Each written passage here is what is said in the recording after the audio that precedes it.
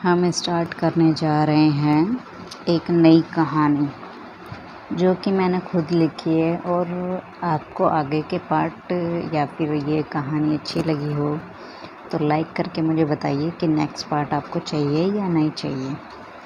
ठीक है, स्टार्ट करते हैं हम कहानी। दामिनी, जो कि 20 साल की हसीन लड़की है, अपने घर की बड़ी बेटी है। उसके पिताजी का देहांत हो चुका है 2 साल पहले। माताजी घर में सिलाई का काम करती हैं। 2 छोटी बहनें हैं। दामिनी को घर में हाथ बटाने के लिए अपनी पढ़ाई छोड़नी पड़ी। उसने 12वीं क्लास पास कर रखी है और अब वह एक दफ्तर में काम करती है। पिता के देहांत के बाद उसकी माँ ने ही सब संभाला था। पिता के देहांत के बाद घर की हालत सुधारने के लिए दामिनी को काम करना पड़ा था। दामिनी को अपने छोटे बहनों को आगे पढ़ाना था। रागिनी दामिनी से छोटी ही थी। वह कॉलेज में पढ़ना चाहती थी। दामिनी ने कहीं से पैसे का जुगाड़ करा और उसका दाखिला करवा दिया। कॉलेज जाने के बाद रागिनी अपनी बहन को कुछ नहीं समझाती थी। वह गलत राह पर चलने लगी थी। दामिनी बहुत चिंता में रहती थी। दामिनी की माँ दामिनी के लिए सब रिश्ते ढूंढने लगी थी। अब दामिनी 25 साल की हो गई थी और समय से ससुराल जाना चाहिए, मगर दामिनी अब भी शादी नहीं करना चाहती थी। उसे अपनी बहनों को अच्छा जीवन देना था। इसलिए वह सोमेश, जो कि दामिनी का पड़ोसी था, वो बहुत सहायता करता था दामिनी की हर चीज़ में। सोमेश दामिनी को पसंद करता था, मगर उसने कभी कहा नहीं। वह डरता था कि कहीं वह मना न कर दे। केशव दामिनी के दफ्तर में अच्छी पोस्ट पर था। वह भी दामिनी को पसंद करता था। फिलहाल वो अच्छे दोस्त बन गए थे।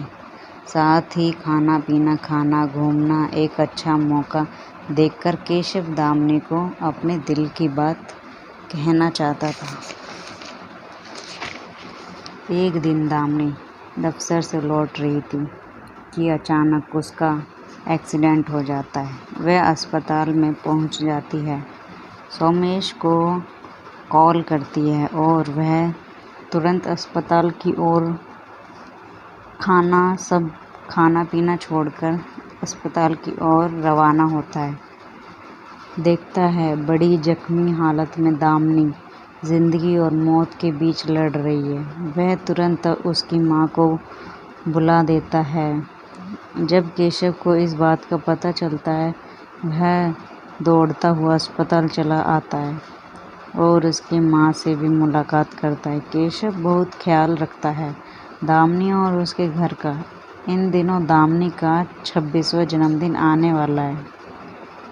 वह दामिनी को घर पर आराम करती है और केशव दामिनी को उसके जन्मदिन वाले दिन उसे प्रपोज करने की सोचता है।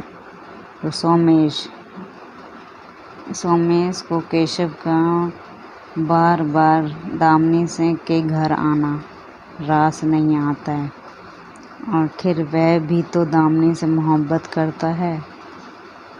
सरप्राइज पार्टी होती है। केशव उसमें सब अरेंजमेंट करता है। उसने सोमेश को भी बुलाया होता है।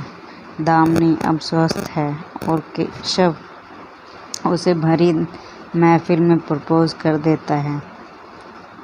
शादी के लिए दामिनी हाँ भी कर देती है। सोमेश को बड़ा गुस्सा आता है और वह पार्टी छोड़कर चला जाता है।